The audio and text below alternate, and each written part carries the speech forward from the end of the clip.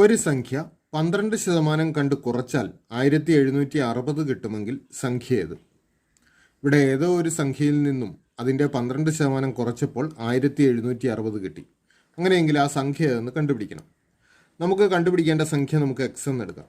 അങ്ങനെയെങ്കിൽ എക്സിൽ നിന്നും അതിൻ്റെ 12% കുറച്ചപ്പോഴാണ് 1760 കിട്ടുന്നത്. ഓർക്കുക, സംഖ്യ മുഴുവനായിട്ട് നമ്മൾ 100% എന്നാണ് കരുതുന്നത്. അതിൽ നിന്നും 12% കുറയ്ക്കുന്നു. അപ്പോൾ ബാക്കിയുള്ളത് എത്രയാണ്?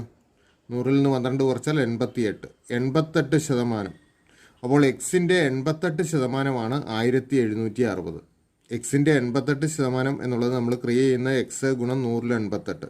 അപ്പോൾ എക്സ് ഗുണം 100/88 സമം 1760 എന്ന് എടുക്കാം. ഇതിൽ നിന്ന് എക്സ് കണ്ടുപിടിച്ചാൽ മതി. അതിനായിട്ട് ഈ 100/88 നമുക്ക് റൈറ്റ് സൈഡിൽ കൊണ്ടുപോകണം. അപ്പോൾ 1760 ഗുണം 100/88 റൈറ്റ് സൈഡിൽ ചെല്ലുമ്പോൾ ഇതിൻ്റെ റെസിപ്രോക്കൽ എഴുതണം. അതായത് 88ൽ 100 എന്ന് എഴുതണം. ഇനി അവർക്ക് 88ൻ്റെ ഇരട്ടിയാണ് 176. അതുകൊണ്ട് 1760നെ 88 കൊണ്ട് ഹരിച്ചാൽ 20 വരും. 176നെ 88 കൊണ്ട് ഹരിച്ചാൽ 2 ആണ്. അപ്പോൾ 1760നെ 88 കൊണ്ട് ഹരിച്ചാൽ 20. 20 ഗുണം 100 2000. അതായത് നമുക്ക് വേണ്ട സംഖ്യ 2000 ആണ്. ശരി ഉത്തരം ഓപ്ഷൻ എ.